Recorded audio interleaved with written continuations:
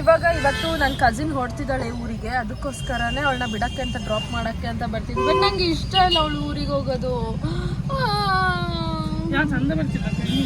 ಅವಳು ಚೆನ್ನಾಗಿ ಬರ್ತಿಲ್ಲ ಅಂತ ಇವಾಗ ಕೂದಲೆಲ್ಲ ಬಿಡ್ಕೊಂತಿದ್ದಾಳೆ. ಹೋಗ್ಬೇಡ,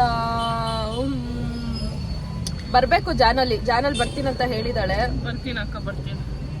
ನೋಡೋಣ ಇವರದ್ದು ತೆಗಿರಕ್ಕೆ ಯೂಟ್ಯೂಬಲ್ಲಿ ಹಾಕಿ ಇವರದ್ದು. See you soon.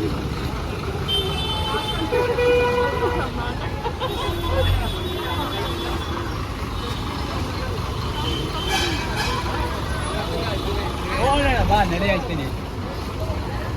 ಸರಿ, ಇನ್ನ ಬಸ್